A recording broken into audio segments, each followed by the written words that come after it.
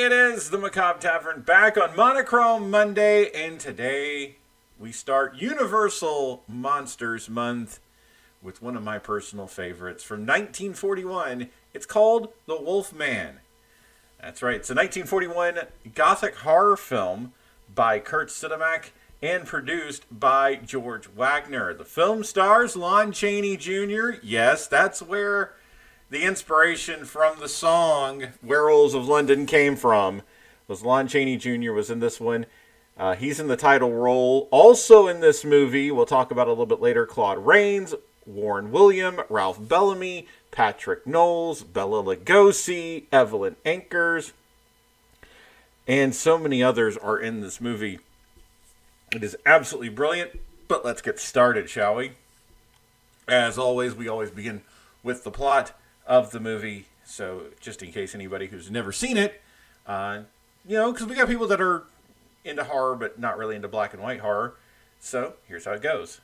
Larry Talbot returns to his ancestral home in Wales to bury his recently deceased brother and reconcile with his estranged father, Sir John Talbot. Larry falls in love with a local girl named Gwen Connolly, who runs an antique shop. As an excuse to talk to her, he purchases a walking stick decorated with a silver wolf's head. Gwen tells him that it represents a werewolf, which is a man who changes into a wolf at certain times of the year. The werewolf always sees a pentagram in his palm of the next victim. Various villagers recite a poem whenever werewolves are mentioned. Though Gwen firmly refuses Larry's persistent proposals for a date, they meet at the proposed time and are joined by Gwen's friend Jenny to have their fortunes read. The Romani fortune teller Bella sees a pentagram when he examines Jenny's palm and frantically sends her away. While awaiting their turns, Larry and Gwen take a walk. Gwen informs Larry that she is engaged. He hears screams from Jenny, who is being attacked by a wolf. Larry attempts to rescue Jenny. He kills the wolf with his new walking stick, but is bitten in the chest. Police investigating the scene find Jenny's throat torn out and Bella battered to death, with Larry's walking stick clearly the murder weapon in the case. Suspicion on Larry deepens when he cannot substantiate his story of fighting a wolf since his chest wound miraculously healed overnight. The fact that Larry and Gwen are not with Jenny when she was attacked additionally raises suspicions of adultery, though Gwen's fiancé Frank believes in their innocence. Larry and Gwen both become local pariahs. Bella's mother, Mavela, reveals to Larry that the wolf which bit him was Bella in the form of a wolf, and now Larry is a werewolf too. Silver is the only thing that can kill a werewolf. Maleva gives him a charm to prevent the transformation. Uncertain whether or not to believe her, he instead gives the charm to Gwen for protection.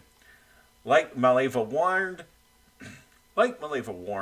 Larry transforms into a humanoid wolf hybrid the following night and kills a villager. Turns to normal the next morning with no memory of his rampage.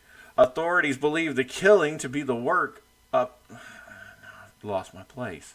Authorities believe the killing to be the work of a wolf. They set traps and send out hunting parties. Next night, Larry turns into the werewolf and is caught in one of the traps. Maleva uses a spell to temporarily change him back to human form, allowing himself to free himself before a hunting party finds him. Now convinced he is a werewolf, a distraught Larry decides to leave town. When he says his goodbye to Gwen, he sees a pentagram on her palm. He tells his father that he killed Bella and the villager, but his father thinks Larry is delusional and ties him to a chair to prevent him from leaving to prove that he is not a werewolf. When the moon rises, Larry transforms again, breaks free of his restraints, and attacks Gwen. Not recognizing the werewolf as his son, Sir John bludgeons him over the head with Larry's silver-headed cane, which Larry gave him. Maleva arrives and uses the spell. Sir John watches in horror as the dead werewolf transforms into Larry's corpse. And of course, Lon Chaney Jr. is the Wolf Man. Claude Rains is Sir John Talbot. Warren William, Dr. Lloyd. Ralph Bellamy is Captain Paul Montford. Patrick Knowles is Frank Andrews. Bela Lugosi is Bella, the Romani fortune teller and werewolf. Maria Uspinskaya is Maleva, the Romanian sorceress. Evelyn Ankers is Gwen. J.M. Kerrigan is Charles Conleve. Faye Helm is Jenny Williams. Forrester Harvey is Twiddle. Doris Lloyd is Mrs. Williams. And Harry Stubbs is Reverend Norman. And again, this is an absolute classic. Another one of those beautiful movies that if you want to get somebody who's not into horror, this is definitely one of them. The Wolfman, by the way, is the only Universal monster to be played by the same actor in all his 1940s appearances. Lon Chaney Jr. was very proud of the fact that he was the Wolfman and called the Wolfman his baby. The Wolfman is listed in the film reference book 1001 Movies You Must See Before You Die, which stated that the film remains the most recognizable and the most cherished version of the werewolf myth. And I completely agree with that. A couple of the others that are high-level Universal Studio monster movies, The Mummy, and then we have The Creature from the Black Lagoon, in which, by the way, we're doing The Creature from the Black Lagoon in a couple of weeks. Just thought I'd throw that one out there.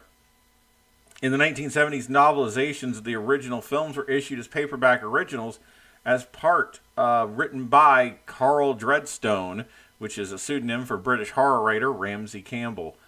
This is absolutely amazing. Lon Chaney is one of the greatest actors of all time. All right. So, yes, once again, Lon Chaney and Lon Chaney Jr. walking with the Queen, doing the Werewolves of London. Yeah, his hair was perfect. And it was. The Wolfman's hair was perfect. Are you kidding? Come on. All right. That's going to do it for this edition of Universal Monsters on Monochrome Monday. We'll see you next Monday.